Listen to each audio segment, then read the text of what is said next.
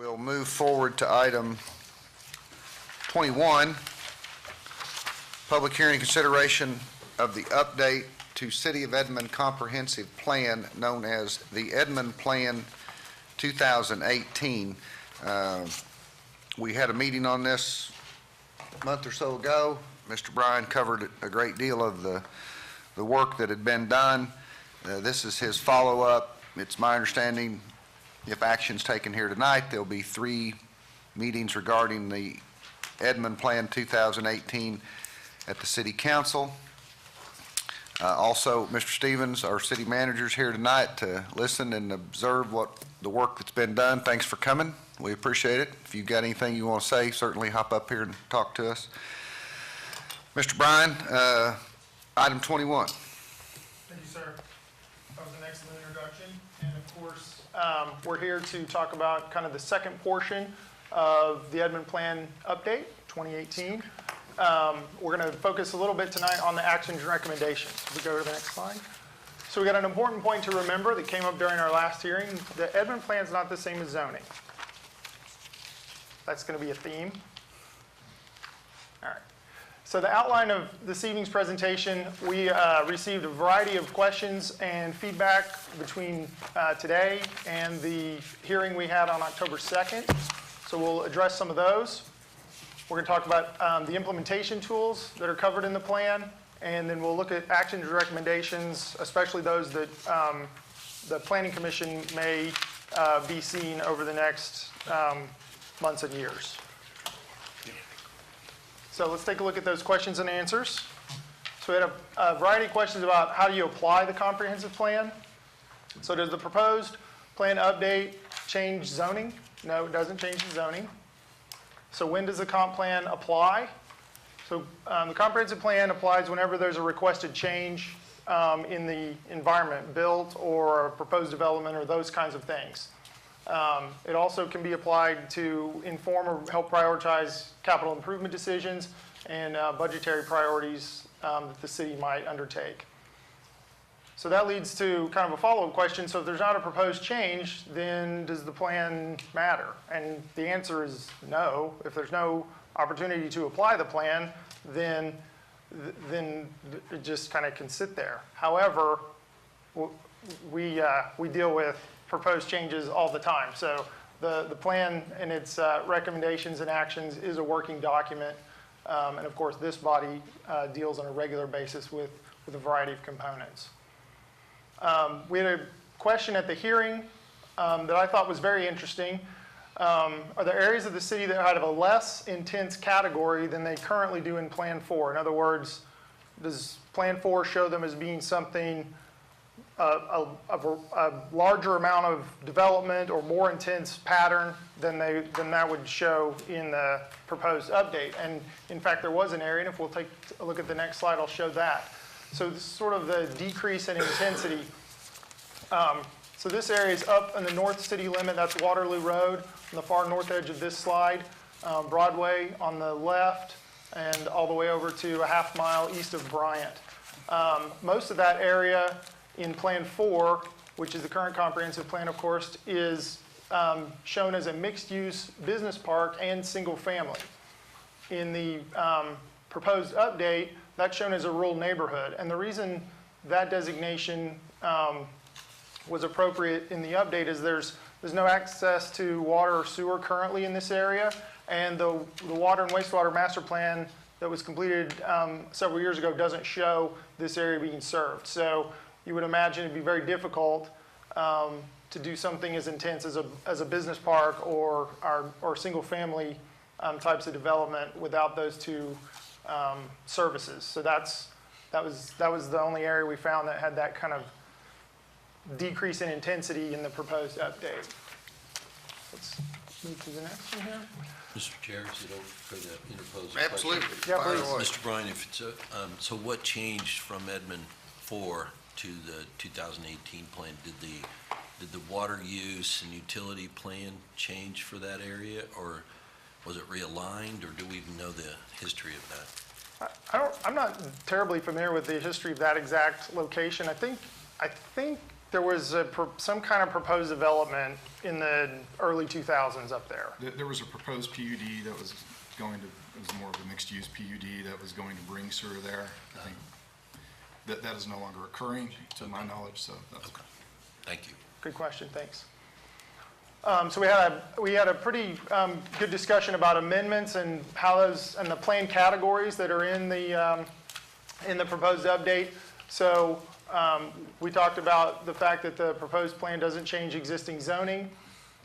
Our discussion about the proposed amendment process, there was a question about whether a application to amend the plan would need to include details about land use the way they currently do. And the answer is not necessarily. And that's because it may be appropriate if there are significant changes in the built environment, like we talked about. We had several cases this evening where the roadway isn't what it was when the original development went into place. So that'd be an example of a fairly significant change in the built environment that might signal a need to update your comprehensive plan without necessarily knowing exactly what the land use would be in that area. Environmental conditions may change. For example, the regulatory floodplain. And of course, the utility system is a huge driver of the built environment. So those changes like that may signal the need to amend the plan without a detailed description of the land use. There was a specific question about the proposed plan categories near 2nd and Coltrane, so we can take a look at that area really quickly. So this is sort of the 4 40-acre sections near 2nd and Coltrane. So you have your suburban neighborhood. Those are sort of, and we're going to dive into the details of the differences of these neighborhoods here in a second, so I'm not going to go into too much detail right now. You can see the open space designation there. That's the floodplain, of course. Suburban commercial on the south side of 2nd Street. So that's either, that's as it's built or as it's entitled with its existing regulations. And you can see a little bit of suburban infill in the southwest portion of this map. That is that's a category that sort of talks about the need to develop or redevelop an area that has existing development around it, and any development activity that would occur on that site would need to be very sensitive to that existing pattern, maybe bring something kind of to the area that's missing, and make sure that it fits in gracefully with the existing development pattern. So let's move on. So we talked a lot about neighborhoods, and this is sort of a change in the way the plan talks about land use. Plan 4 doesn't have much detail about neighborhoods per se as it stands now. But as we've kind of grown and matured, there's a lot of different types of neighborhoods in Edmond, so we felt that it might be beneficial to try to start distinguishing between them for a variety of reasons. So of course, different areas are different, and their characteristics might be based on location, their setting, their age, their development pattern, their intensity. And the comprehensive plan is just one tool that we can use to support continued prosperity and livability of these areas. Capturing the nuance of these different neighborhoods helps align our policies and programs, prioritize projects that we might do that are appropriate to those areas. And we'll be able to gauge whether they're appropriate because we're trying to capture the character and context of these different neighborhoods. So we went into quite a bit of detail about what the difference is between two of these neighborhood types. Right now they're called a mid-century neighborhood and a suburban neighborhood. So here's sort of 5 categories that distinguish these neighborhoods. And we'll look at a couple of diagrams here in a minute. So mid-century neighborhoods, these tend to be located a little closer to downtown. A lot of them were designed at kind of what we call human scale. In other words, the streets may be a little narrower, the frontages of the lots may be a little smaller, the structures are a little smaller, it's a little more accessible for someone moving about walking or riding a bike or things like that. So that's sort of what we describe as being human scale. That contrasts with suburban neighborhoods. Those tend to be further out in the city, and most of those are designed larger than human scale. A lot of accommodation for multiple automobiles and things like that tend to impact that scale. There's a lot of difference in their street layout and their connectivity. Mid-century neighborhoods tend to be pretty well connected, both to each other and to the arterial network. Suburban neighborhoods, it's a kind of a mixed bag. So they have local streets, they may have a little bit of a street hierarchy, but the street hierarchy itself may have only one or two connections to the arterial grid, and they rarely connect to each other. And we'll look at an example of that. Interestingly, when it comes to pedestrian infrastructure, mid-century neighborhoods don't always have pedestrian infrastructure, even though they're at that kind of walkable human scale. They may have sidewalk on one side of the street or no sides of the street. Not a lot of accommodation for street lighting and other types of things in the streetscape. Whereas in suburban neighborhoods, those are built more recently, and they tend to be, I believe there must be required to put in sidewalks on both sides of the street. So, because it's fairly uniform approach at this point. And because they're new, all the pedestrian infrastructure tends to be in good shape. As you can imagine, there's going to be a difference in those two layouts, as we can see by the previous characteristics, actually, that you might have easier access to your daily needs in one type versus another. And then they have different life cycles. So these mid-century neighborhoods tend to be 30 to 50 years old, and we see increasing development pressure in those areas. The suburban neighborhoods tend to be less than 30 years old and little to no development pressure. And that's kind of, as you might expect, that all goes into the kind of the development life cycle of these areas. What's that mean? I'm sorry? What's that? Less than 30 years old, little to no development pressure, 30 to 50 development pressure increasing. Well, I'm gonna talk quite a bit about the development pressure aspect, because we had a Okay. specific question about that. But the time frame, so you see kind of the built environment life cycle kind of goes through growth, stability, maturity, and then it can go a couple of different ways. It can decline, it can reinvest in itself, and things like that. So these older areas of town are starting to head towards that stability and with the opportunity to reinvest or go to the kind of their next development cycle. Newer areas of town tend to be kind of in that growth pattern or heading towards stability. So that's sort of what you get when you build these subdivisions kind of all at one time. They kind of have the same life cycle. But we'll take a look at a little bit of development pressure here in just a minute. So one simple way to look at the difference is to just look at their location. So those are the areas of the map that are currently designated mid-century. So you can see they're kind of closer into downtown. If we can flip to the next slide. So there's your suburban neighborhoods, of course. They're further out. Some of this land may have been a little bit harder to develop. You can see the floodplain is quite a bit more prominent in these areas. So that's sort of just a visual representation of the location and proximity component. So let's go on. Okay, so I alluded to the street layout and pattern. So these two areas happen to be the same size. You can see on the left the mid-century neighborhood. You can just tell by the street pattern here that they're pretty well connected. You can easily get to any arterial that you might want. You can get between the neighborhoods. So there's a decent density of this kind of organic grid of streets. And that contrasts quite a bit actually with the suburban neighborhood shown on the right. So you can tell that you can almost see the quarter section lines in the way that that development pattern has happened. And of course, there's just a couple of connections to the arterial. You can imagine if you wanted to get from one side to the other, you'd go out and kind of go around the country block, as we used to say, to get to the other side. So that's a pretty telling indicator of that you have areas that are different from each other and may have different futures. So a couple of other opportunities to compare and contrast these two neighborhood types. So the one on the left there is a mid-century neighborhood. You can tell the lots are close together. The street grid is intact.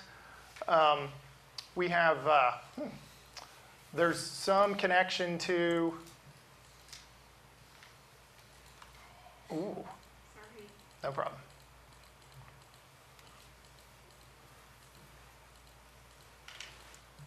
Just glad I'm not clicking it. So you can see, go back one, please.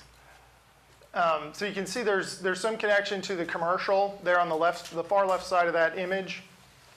So there's some commercial activity, of course, and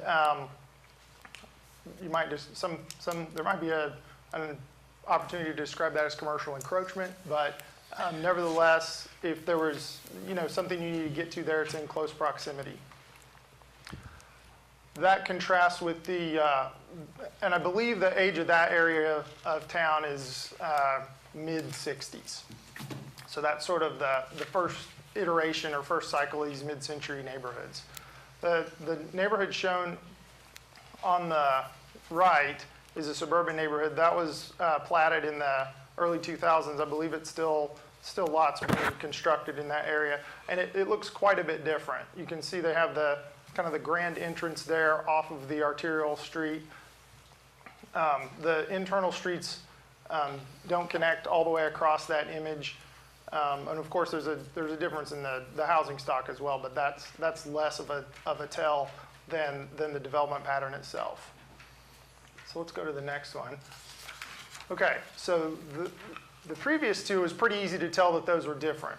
These two here, it's a little less easy. And this always happens when you transition from one thing to another. So they're starting to look pretty similar. So you have to draw the line somewhere between these categories. And we take other things into consideration when the characteristics and context start to look similar. We take into account what's going on around them, where they are in the city, and do they have access to other things like the bus network or things like that. So this is just a fun example to see that when you get closer in time to these areas, they do start to look similar as we transition from one type to the next. So we were asked to take a closer look at the categories proposed in two areas. So 15th and Bryant is shown on the next slide. So you have a cluster of suburban commercial here near the intersection of 15th and Bryant. So that's that either exists because of existing commercial activity or an existing entitlement. It does include an area of isolated residential there north of 15th Street. I believe there's a small apartment complex there that's kind of surrounded by other commercial types of activity. There's a lot of mid-century neighborhoods in this area. So you can tell like around Memorial High School and near Hafer Park and those types of things. And you can tell they exhibit the characteristics that we've just reviewed. There's actually a rural neighborhood near here, so that's the bottom right of this image. And that area was developed before it had before water and sewer were available in the area, so it's built at a kind of a rural scale and it has a rural pattern as well. So let's take a look at 33rd and Bryant. So it's a little different as you move south. So we're further away from the core, as we discussed previously. So we again have the suburban commercial category near the intersection. Existing activity or entitlement. There's a couple of large civic uses here. So we got the church on the corner and then the school to the south, just south of 33rd there. Of course, there's mid-century neighborhoods in this area as well, mixed in with the more recent development of suburban neighborhood there in the just northeast of the intersection. A couple of pockets here of suburban infill, so I alluded to that earlier. So these are good opportunities to, you know, if development were to occur there, that it would need to be respectful of the things that are around it.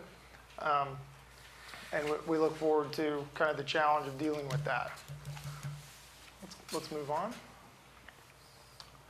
So more about neighborhoods. We had a question about whether the comprehensive plan is the same as the Edmond zoning plan. And of course, we all know the answer to that by now. It's no. When we presented the mid-century neighborhoods a month ago, we did have a discussion about zoning, and the question was raised, is it appropriate to have suburban office, limited light retail, and two-family uses, especially because other challenges that we refer to in the plan say that our rules aren't subtle enough or have enough nuance to deal with these long-established areas. And that was a great comment and a great question, and we updated their description of that plan category to remove those zoning districts from the green area to the yellow area. So now let's take a look at this pressure to transition and what kinds of development pressure we see in and near these mid-century neighborhoods. So the development pressure that we see here surrounds several things. Remodeling to add a living space. So you might imagine some of these houses are smaller and may not really meet modern performance standards, if you will. And so you see people kind of convert the garage into living space or add living space onto the back or things like that. Changing to a non-residential use. So that's the example here shown in the photo. You can tell that the structure there in the middle is not like the others, and based on its parking lot, I would guess that's not residential. And you can, so you get a sense that it's a new structure, but it may or may not be contributing any longer to that mid-century character. We see we see requests to divide lots in these areas, and we see either requests or not of addition of a second residential unit or more in these areas. So let's take a look at a few examples. So here's an area where you can tell you can tell it's a mid-century neighborhood kind of based on the lot layout and the street grid. And then this kind of office complex has kind of wedged itself and turned its back onto this neighborhood. That may be drainage that's draining out in the back there. You can see kind of the concrete structures. And you can imagine that if there was something in there that would be useful to the neighborhood, it might be nice to walk over there and get a haircut or a cup of coffee, but it doesn't appear that is going to be the case. So let's move on to another example. So I put this slide in here before the case tonight came up, so I'm a little sad that I'm later on the agenda. But so this is that area that was zoned for offices right up against one of these mid-century neighborhoods. We can tell that several of the structures, even though they have their zoning's been in place for several years, they have not been reconstructed or redeveloped as offices. And so this is going to be an ongoing challenge. This challenge is not going away as it pertains to these older parts of town. So here's an example of some infill that's occurred in one of our mid-century neighborhoods. And so there's clearly, these are clearly very valuable and desirable areas to be in. And if someone's willing to make an investment like that in one of these areas, that's an example and a signal to us that the development interest is still high in these areas. We had a question about, do we know how much, we're done with describing different neighborhood types for now, so if there are any questions about plan categories or those kinds of things, there's no more slides about that. We had a question about, do we know how much area each category takes up? I'm not going to go over all this, but of course we know that. This is in the packet if people want to review kind of the percentage area that is taken out by each of these plan category types. Okay, so let's talk about plan implementation.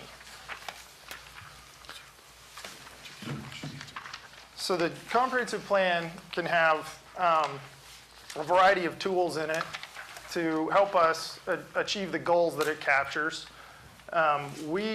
In the Edmond Plan update, we have 3 types. We basically have actions and recommendations that are regulatory, or call for some kind of evaluation or modification to our rules or regulations.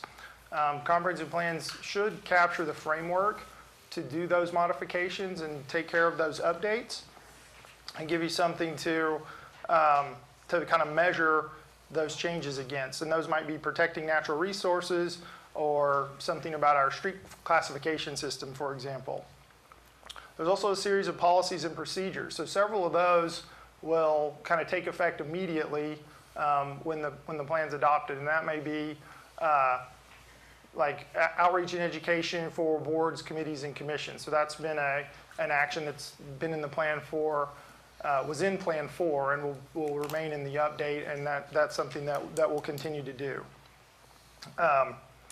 It might talk about strengthening our relationship with the public school district or with the local university and provide some guidance or direction about how to accomplish that. And then the third category are projects. And so those typically are not, they're not capital projects necessarily, but they may call for additional planning efforts to be undertaken or education and outreach materials to be prepared for, say, the wildland urban interface and the fire risk associated with that area. So those are the 3 major types of actions that are captured in the plan update.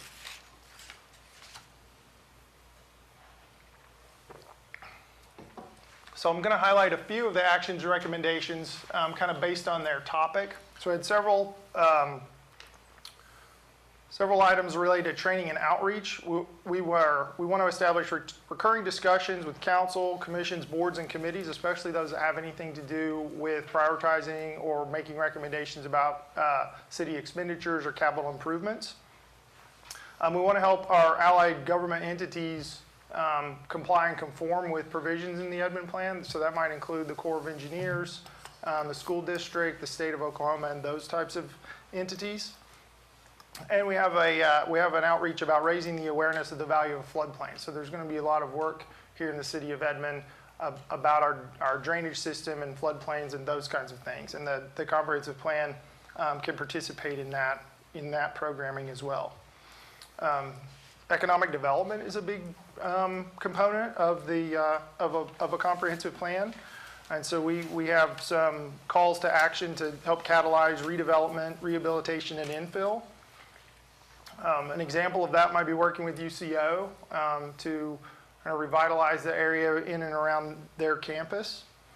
And we want to continue to implement recommendations from our other plans that have been adopted since Plan 4 was approved. And one example would be the Downtown Master Plan. Of course, there are many, many others. So there's a handful of recommendations about community design.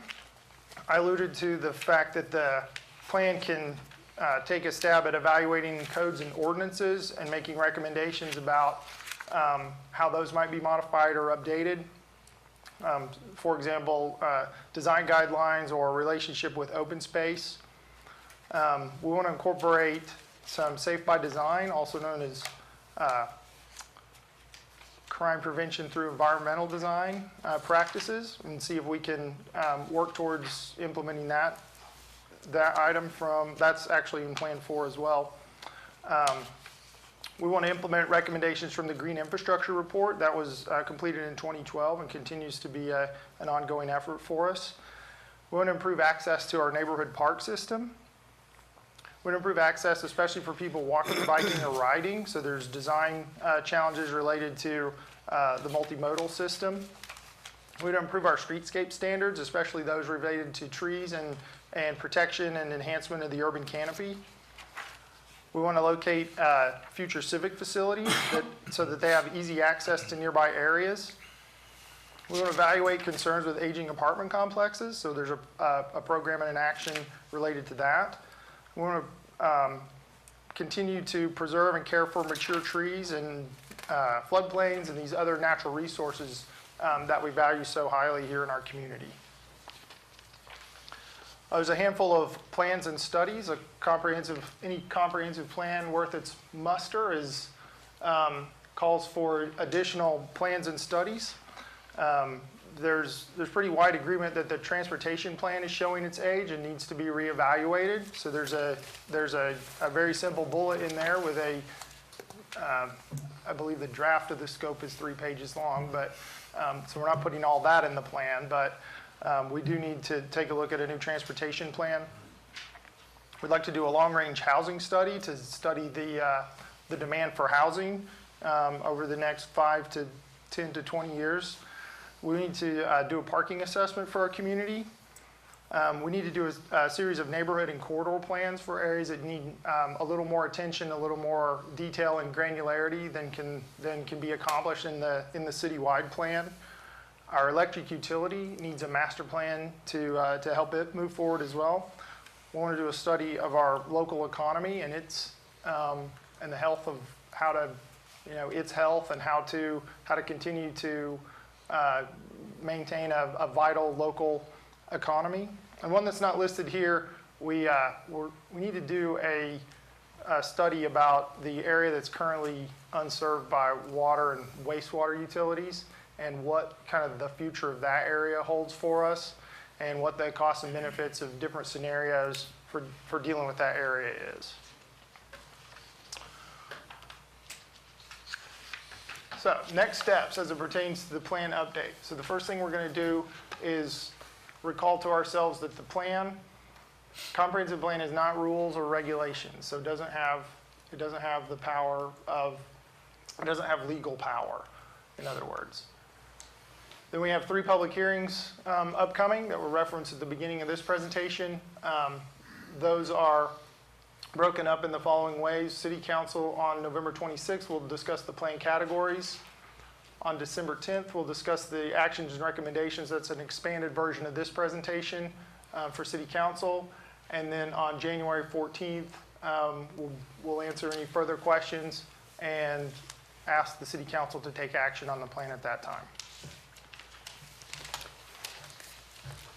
There is my contact information if people want to continue to outreach to me about the plan and continue to provide feedback during the public hearing process. I'm happy to answer any questions the commission might have.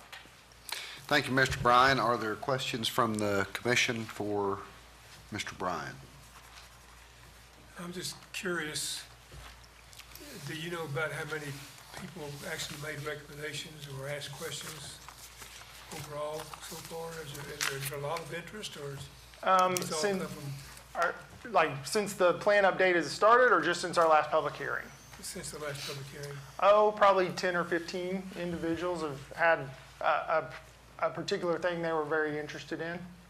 And then, of course, the questions that the public asked at the hearing itself. Yeah. Yeah. Mr. Rainey?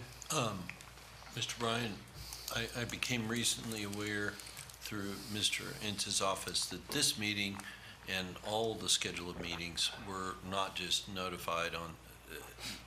noticed on Edmond's website, but also in a variety of social media contexts as well. Did I understand that right? Like Twitter and Nextdoor and a bunch of these others. Can you speak to that? Yeah, well, there was a media release put out that went to all the media outlets, and then it was pushed on Twitter, Nextdoor, and Facebook. Facebook, yeah. Okay. Very good. Thank you. Yes, sir. Mr. Hoos, do you have anything? No, I better be quiet so I can go vote. Yeah, that's true. Yeah. I have one question. Yes, sir. You said 2 or 3 times this is not zoning, and I understand that it's not zoning. But you haven't been through all this and gone through all this and have all the meetings and getting ready to have 3 more meetings if this isn't pretty damn close to something that resembles what a zoning map should look like. The purpose of this a couple of years ago, or at least one of the purposes of this a couple of years ago, was to alleviate plan amendments. So don't you think the work that you and Randy and Christie and others have done should at least slow that down? Yeah, absolutely. I think we're very optimistic about the possibility of, we were very perceptive to that comment that there's, I think, about one in, we amended the plan like 3 times tonight already. It's about that thick. Yeah, so it works out now, it's about 1 out of 3 zoning applications needs a plan amendment. And I think that's unacceptable, so what should it get down to? Well, I'm not sure what the ratio should be, but the evaluation that goes into it should be based on larger factors such as, we've talked about this evening, actually that example from Second and Coltrane is a good one. You can see that the floodplain took up a significant chunk of the middle of that map. Well, the city has modified the drainage infrastructure there, the stream, and we've invested quite a bit of money to alleviate flooding concern in that area. So at some point in the future, we would imagine the regulatory floodplain in that area would be pulled back. So the plan would be amended at that point, and you'd have this additional area that would no longer be appropriate, or might no longer be appropriate for open space, and would need to be evaluated for a different category. So that's sort of the magnitude of change that we're trying to get at that trigger a plan amendment. Significant capital investment of some kind, as opposed to being so strongly aligned with individual building types, basically. Okay, That was a really long answer. that was way too long. If somebody buys a house in Edmond, are they gonna be able to look at this thing and say, okay, this is what I see, this is what all A1, A2, on and on and on see? They ought to have some comfort that you have analyzed the city, analyzed the needs, analyzed the land, and have come up with a plan that says this is what we think, and then we go to green, yellow, red, and the red's a non-starter, yellow's shaky at best, and green is green. Yes. Okay. Mr. Hoos. Okay, I'm sorry, I do have to, because it was my understanding, though, part of the purpose in being able to design this plan was that rather than it basically being in place and it being a constant, part of what the city is intending to do is be proactive in observing and watching, and rather than having applicants come in and need plan amendments, the city will be able to basically identify areas that need to be changed, and you will be bringing that to our attention. So the map will be constantly evolving, or, well, maybe the word constant is inappropriate. Did I misunderstand that, Mr. Bryan? No, not at all. And so let's look at a quick example. So, not actually look at it, but we'll discuss a quick example. So the area that we looked at, it kind of had that lesser and decrease in intensity, if you will, from Plan 4 to the proposed. Well, say the owner or a developer in that area actually figures out a way to drag water and sewer there, and we think that that's appropriate with the master plan and can be folded in. Well, the action of doing that would not just affect that specific property, but would affect all the properties that then could take advantage or connect to that area. So you get this larger evaluation at the comprehensive plan level. Now, that wouldn't be reflected in the zoning application because that would just be, that particular developer's project. But the amendment process would take all of that area into consideration.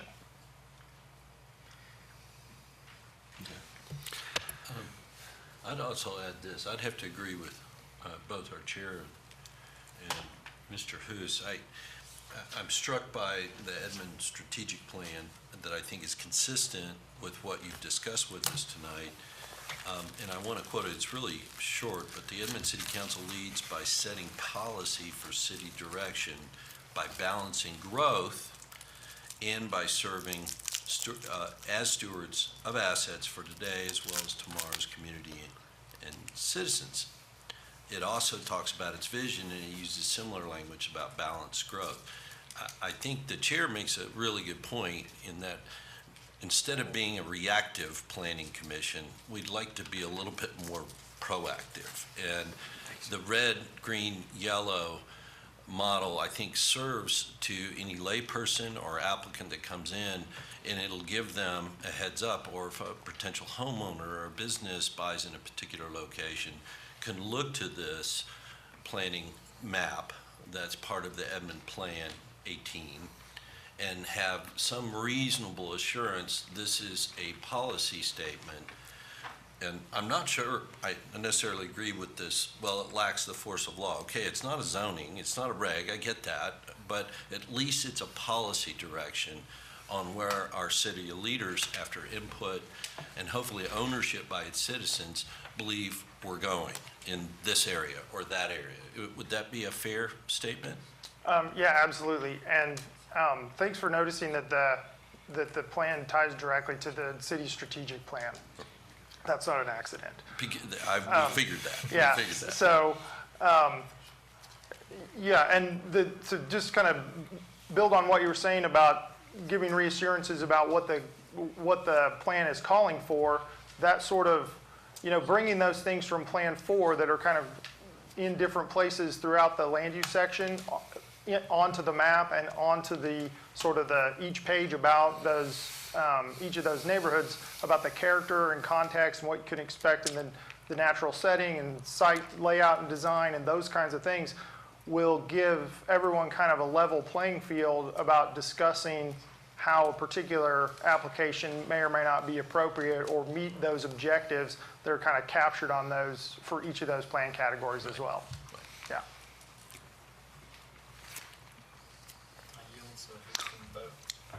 Okay. Mr. Hoos is going to have to excuse himself here shortly. Are there additional commission questions or comments for Mr. Bryan, Mr. Enns? Public comments.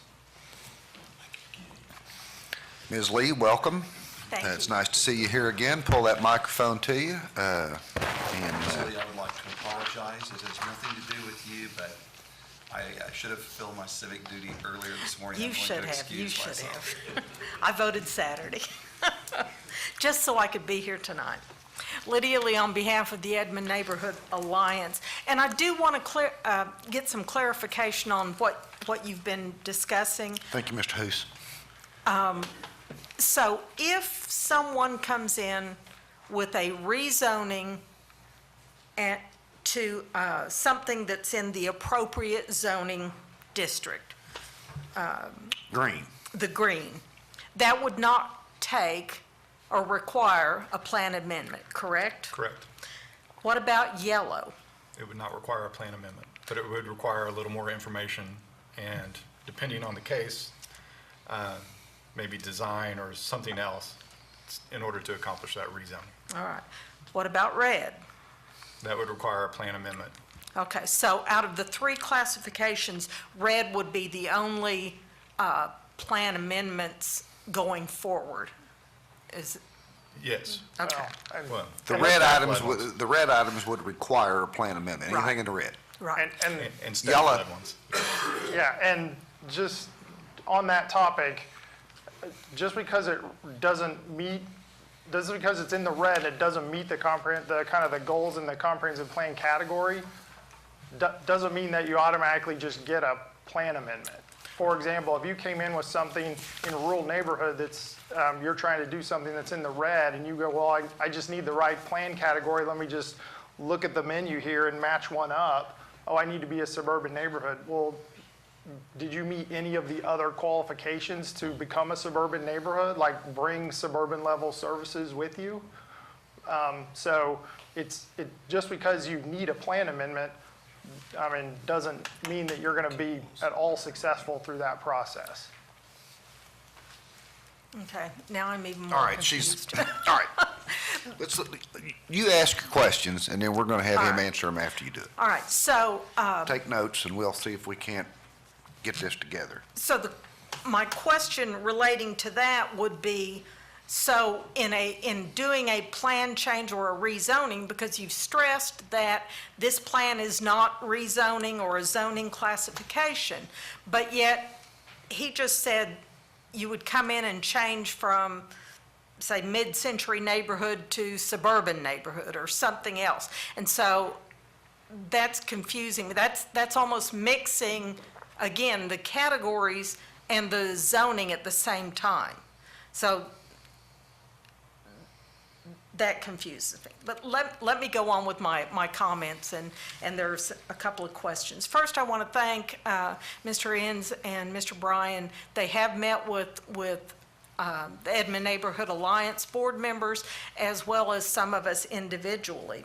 And we have made a number of comments, but one of the things that I really want to ask, and I know that restrictive covenants are not enforced by the city. I've heard that for years and years and years. We don't enforce restrictive covenants. However, I think that there should be some comment in the Edmond Plan recognizing that many of these neighborhoods already have restrictive covenants in place, and saying that the city will consider the restrictive covenants in place for the particular property in any type of rezoning situation going forward.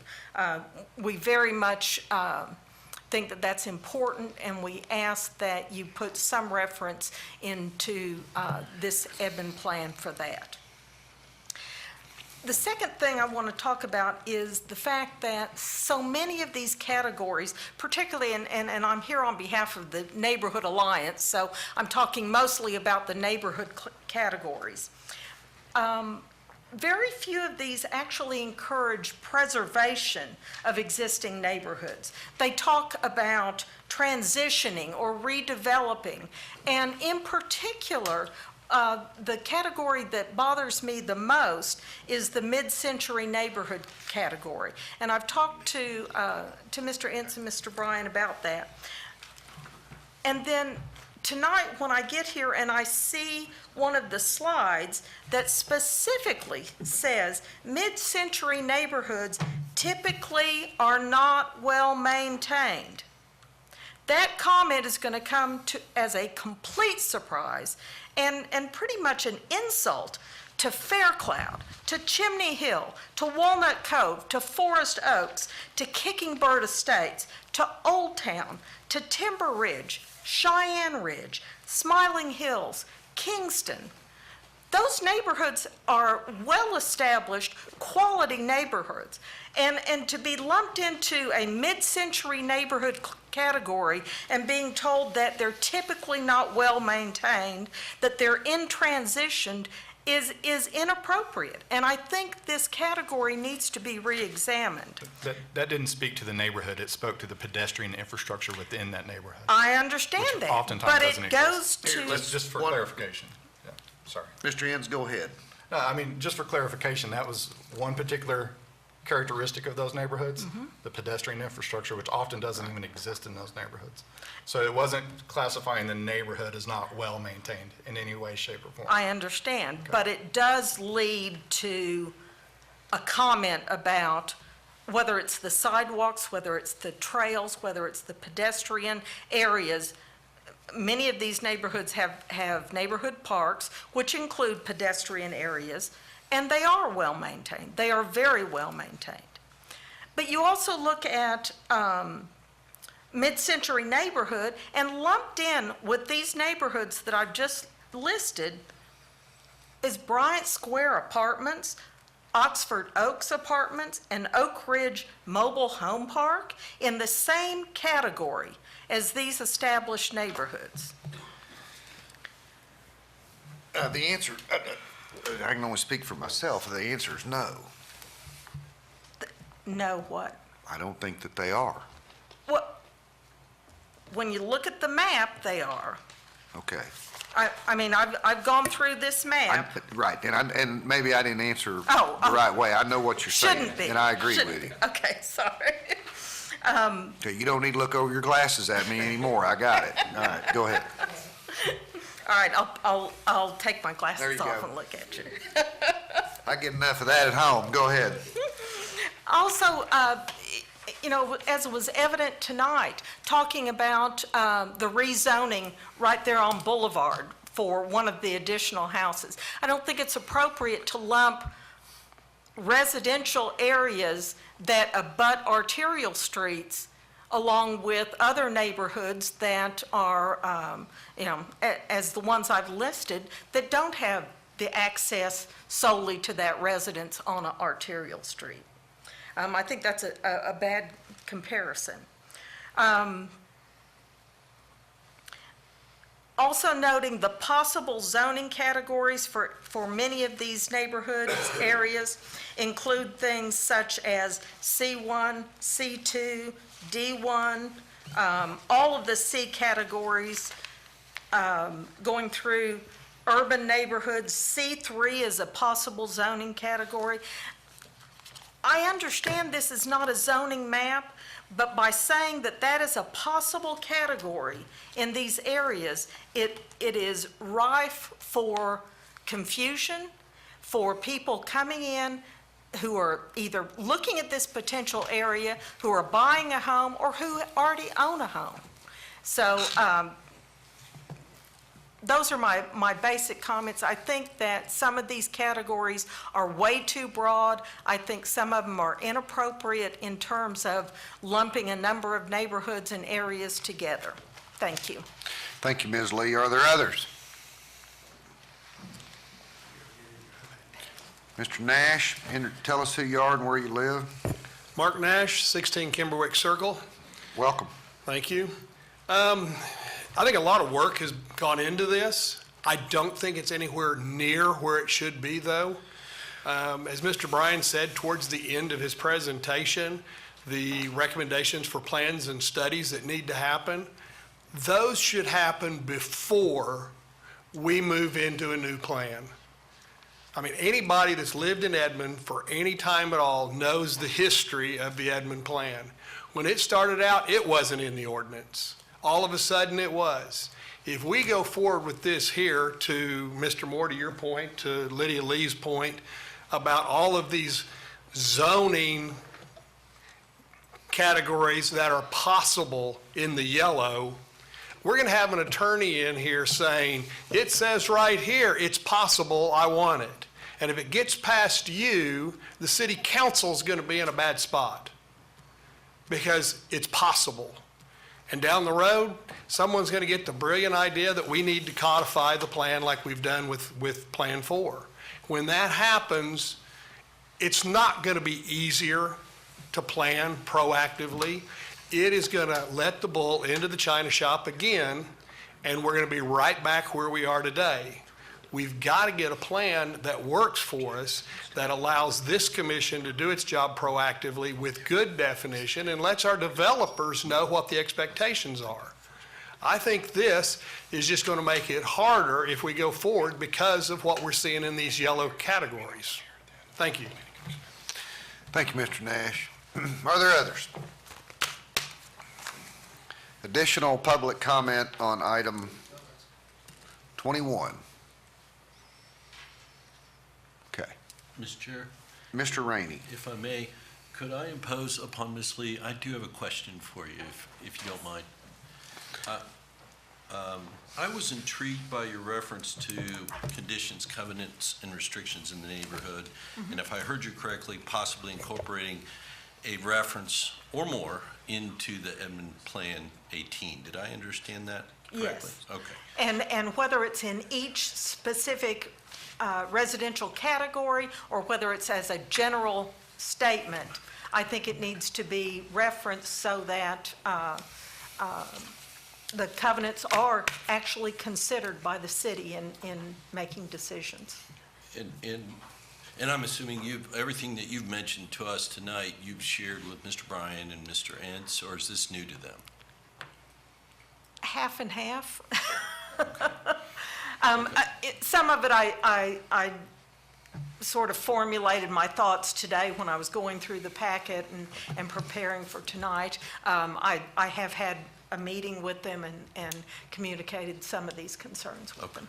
So if you could help me understand, help this body understand, how What would that look like as a planning commission member, and we have an Edmond Plan amendment in front of us? What would you expect us to review, and what type of standard would you have for us as a public body member in reviewing, say, a 40-year-old CC&Rs that exist on a mid-century neighborhood? What standard would you expect us to apply? Do you want us to read a 4-page or a 40-page, something that was filed of record? I think that should be part of the staff report.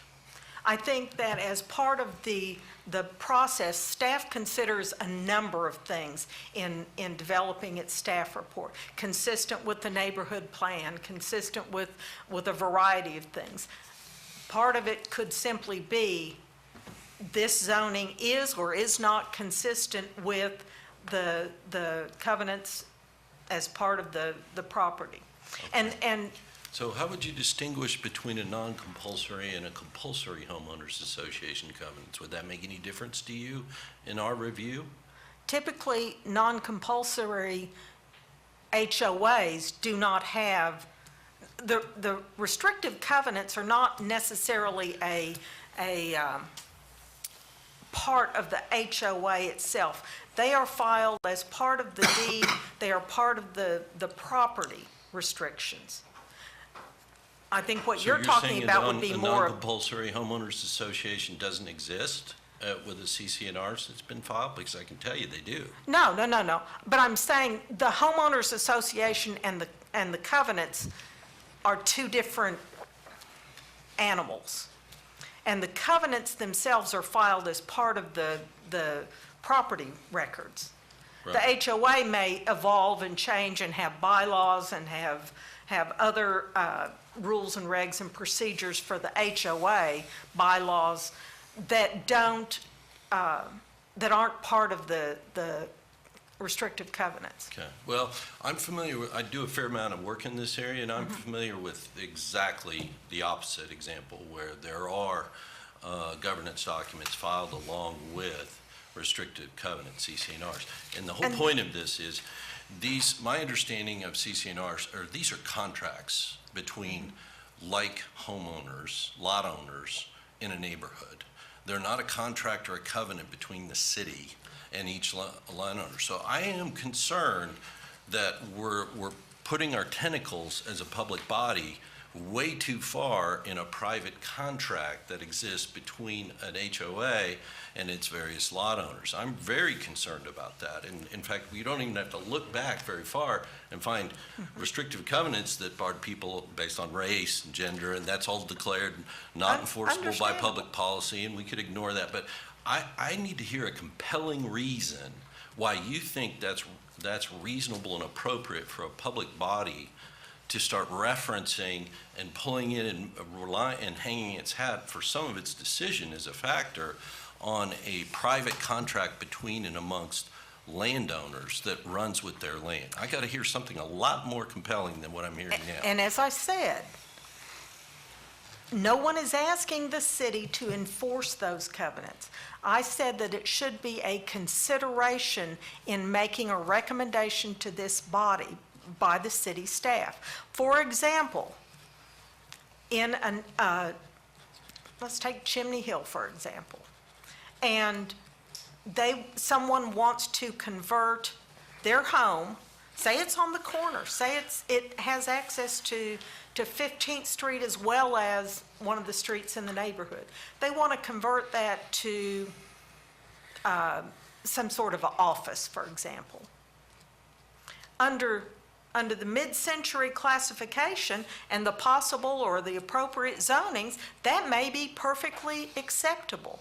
But there may be very specific restrictive covenants that say, no, all of these lots can only have single-family homes. I am asking that that be part of the consideration by the city in making a recommendation to this body. Okay. Well, let me close this out by Yeah. one comment. In your example, to me, it is unnecessarily pulling the city of Edmond into a private contractual dispute, whether we bless or we deny that particular application is just fuel and fodder for more litigation. And I don't think, I'm very concerned about exposing the city to that type of litigation. And just in closing, Okay. Because I'm telling you, I've watched the city attorney here, and he's saying no to everything you're saying, and he's shaking his head yes to everything Mr. Rainey's saying. I So this isn't understand gonna go that. any further But you than the- look at, Just a minute. things. This isn't gonna go any further than this little colloquy we're having here tonight. Covenants are not going into the city plan.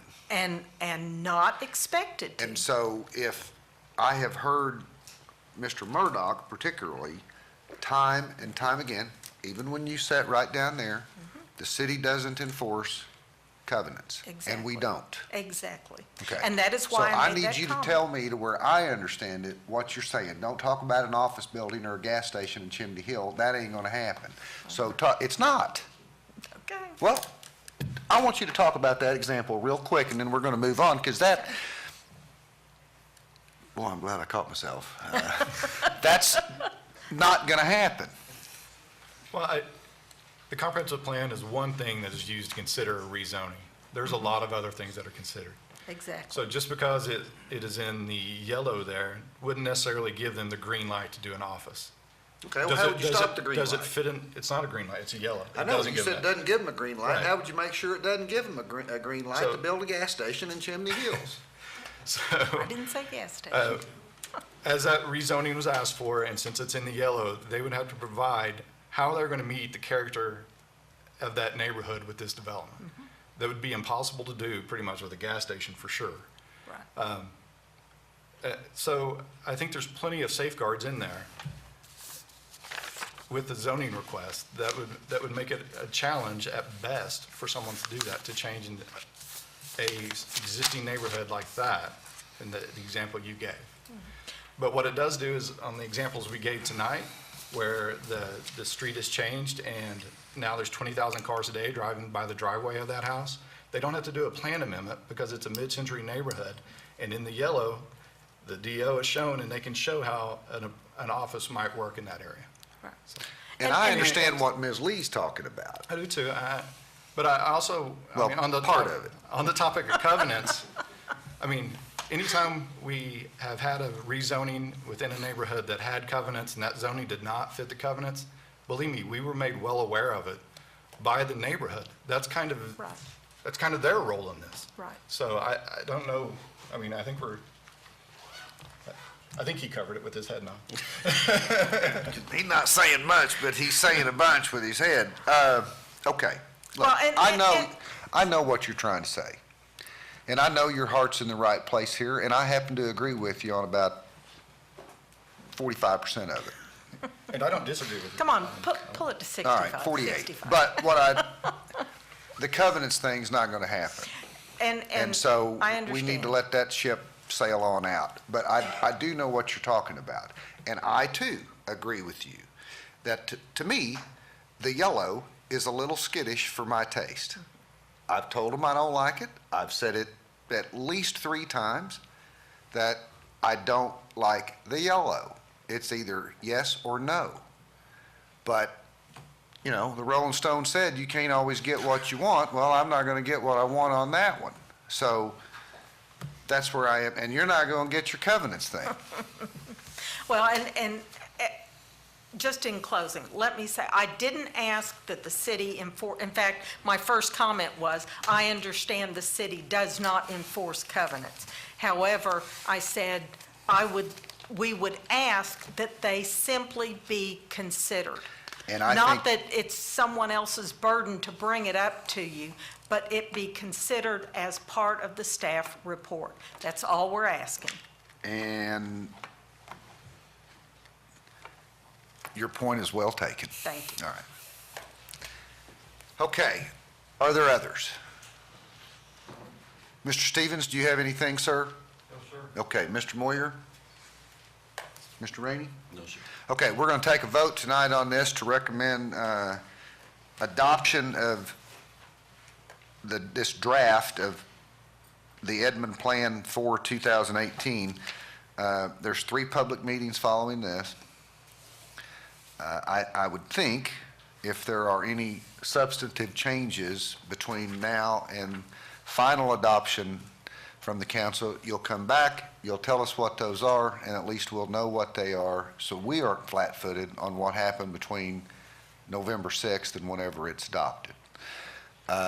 Two commissioners had to excuse themselves. I did get a chance to ask one how he would vote if he was present, and I'll do that after we have the formal vote here. I didn't get a chance to catch Mr. Wall. Mr. Chair, Yes, sir. I'm sorry, Yeah. I apologize. No, I no. forgot a question that I believe Mr. Nash, is that right, your last name, asked, and I wanted to make sure we heard from Mr. Bryan on this. It may affect an upstream vote. Before you call for a vote, could I ask that last question, Absolutely. Mr. Bryan? Mr. Bryan, Mr. Nash said, I thought I heard him say, okay, you've recommended some action items, some studies, and listed 5 or 6 of them, and one wasn't even listed on their wastewater and so forth. Could you respond to Mr. Nash's question and help us as a body? Do you think those are predicate studies necessary after sitting for 10 years under Edmond Plan 4 and reacting like we have been? Do you think those studies are a predicate for our board's recommendation to the city council upstream on this? Well, so of course, the job of the long-range planner is to always say it depends. But, so what Don't say it tonight. Okay, so we'll move on. So what we did, we knew that there would be the need for additional attention on that. For example, economic development of the I-35 corridor has been in the council's strategic goals for years. Right. And it's probably worthy of some additional study. So you could build your plan certainly like that. You could go do some detailed studies and then kind of build up to the citywide plan.